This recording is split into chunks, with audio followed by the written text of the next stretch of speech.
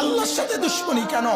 যে ছেলেটা সারাদিন একটা ওয়াক্ত নামাজ পড়ে না, যে বিবি একটা ওয়াক্ত নামাজ পড়ে না, যে মেয়েটা পর্দা করে না, তারে জিজ্ঞাসা করেন না যে মা সবার সাথে সম্পর্ক বজায় রাখো, মালিকের সাথে কেন দুশ্মনী? আল্লাহর লগে কি নারাজি হইলা? আল্লাহর সাথে কি দুশ্মনী? আল্লাহর লগে কেন রাগ করলা? কেন রাগ করলা?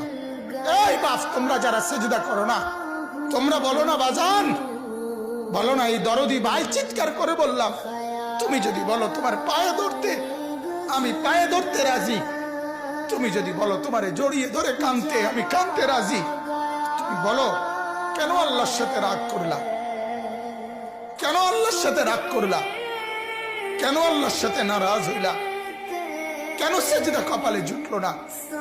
কেন মালিকের সাথে সারাদিনের এত কিছুর বিনিময়ে আল্লাহ তাআলা একটা মিস কল দিলে, 2 সেকেন্ডের একটা মিস কল দিলে বন্ধু, তুমি টের পাও তোমার মোবাইলে মিস কল আসছে। এত বড় মসজিদে 6টা মাইকের হরন দিয়া আল্লাহু আকবার বলে তোমারে ডাক দেয়, তোমার একটা বারও কানে লাগে না, বিবেকে লাগে না। তোর মতো সত্য ডাকাত, তোর মতো পাষাণ বেটার কে হইতে পারে? বেটা কথা বলেন না কেন? তুই ডাকাত, কত বড় ডাকাত!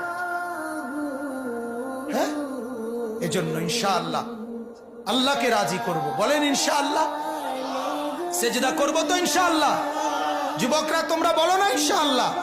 নওজোয়ান তোমাদেরকে বলি, আমার আশা ভরসার স্বপ্ন এই নওজোয়ানদেরকে জাগানো। আমি সারা দিন রাত চাই যুবকরা জেগে উঠুক, কারণ আগামীর পৃথিবী, গোটা বিশ্ব 2 ভাগ হবে। এটাই পৃথিবীর পুরা ভবিষ্যৎ। এক ভাগ পুরাপুরি দাজ্জালের অনুসারী কাফের, আরেক ভাগ মাহাদির অনুসারী ইমানদার। এই 2 ভাগে পৃথিবী অচিরেই বিভক্ত হয়ে যাবে।